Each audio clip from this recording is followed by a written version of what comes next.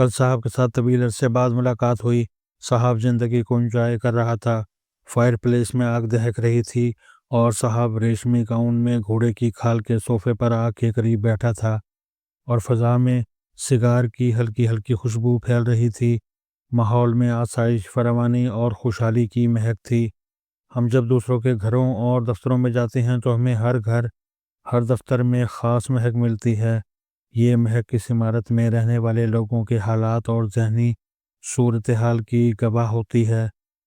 خوشحال لوگوں کے گھروں اور دفتروں کی مہک بیمار اور پریشان حال لوگوں کی عمارتوں سے مختلف ہوتی ہے، اور پرسکون، مطمئن اور اللہ لوگ انسانوں کے گھروں کی فضا دولت، طاقت اور شہرت کے گھوڑوں پر سوار لوگوں کی رہائش گاہوں کی فضا سے مکمل الگ ہوتی ہے۔ صاحب کو اللہ تعالیٰ نے کیونکہ آسائش اور فراوانی سے نواز رکھا ہے، لہٰذا ان کے ڈرائنگ روم میں خوشحالی کی خوشبو تھی۔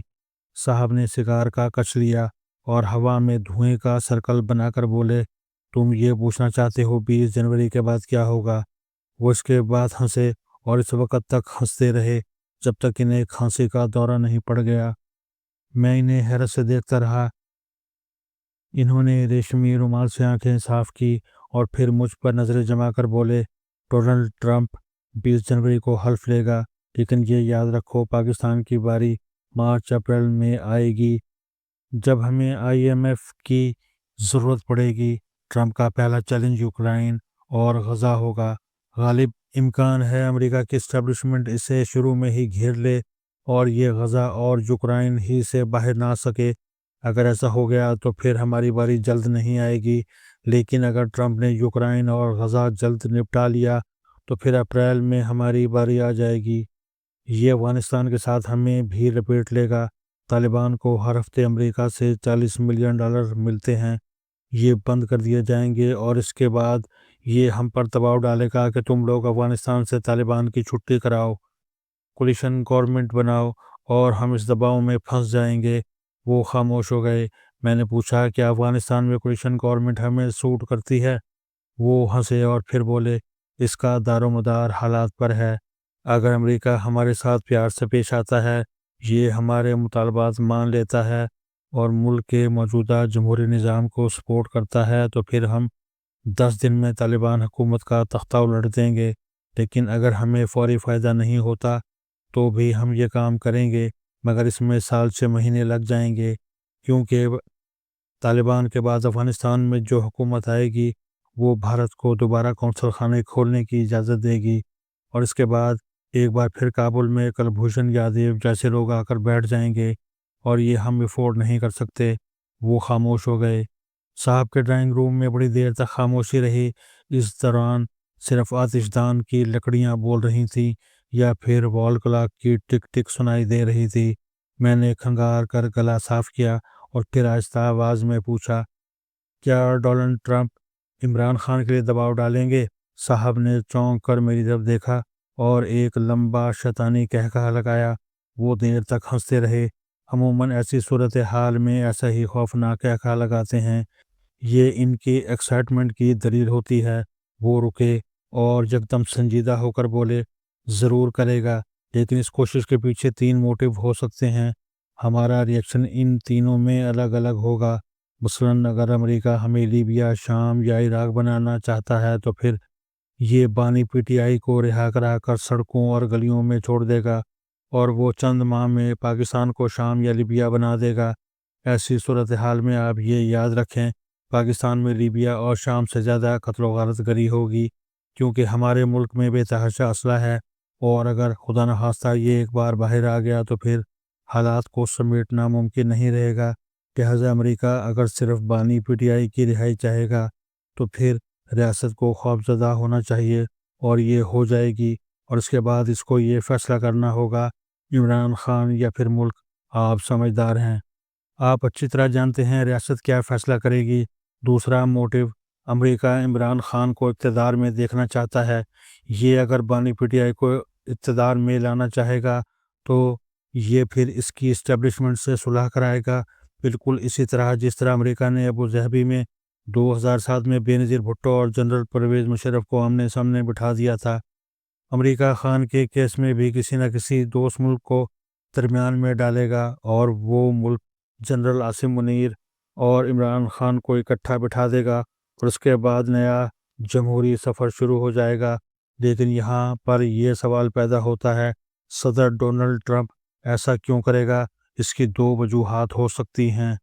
پہلی وجہ، امریکہ پاکستان میں امن چاہتا ہے اور اس کی خواہش ہے پاکستان جمہوری اور معاشی طور پر ترقی کرے، جو ظاہر ہے خوش فہمی کے سوا کچھ نہیں۔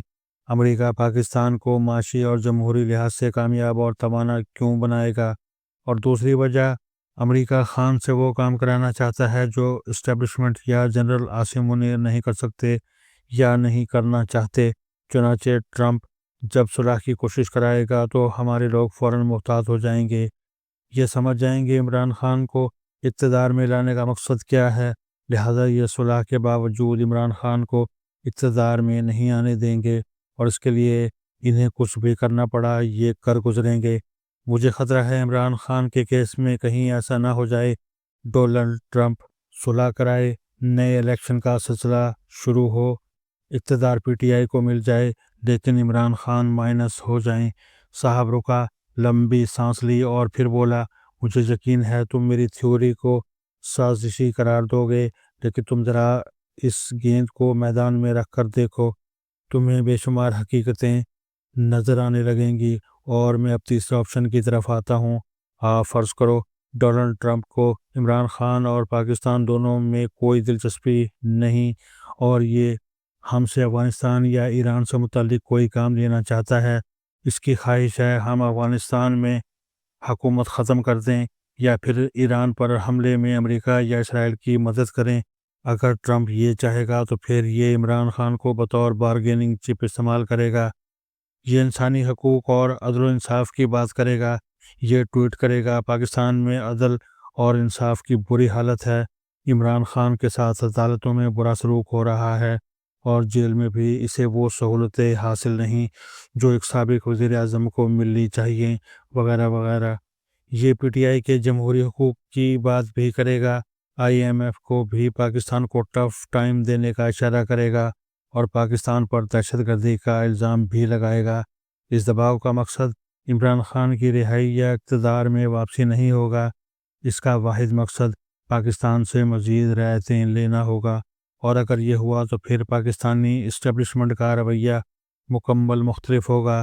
ریاست یہ دباؤ برداشت کرے گی اور ساتھ ساتھ امریکی اسٹیبلشمنٹ کے ساتھ ڈائلاگ کرے گی اور آخر میں امریکہ کے ساتھ سمجھوتہ کر لے گی، جس کے بعد امریکہ عمران خان کو بھول جائے گا اور ہم امریکہ کے مطالبات مان لیں گے اور یوں معاملہ نبٹ جائے گا۔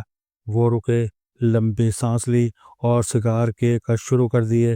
میں نے ان سے پوچھا، آپ کو زیادہ چانسز کس آپشن کے محسوس ہوتے ہیں؟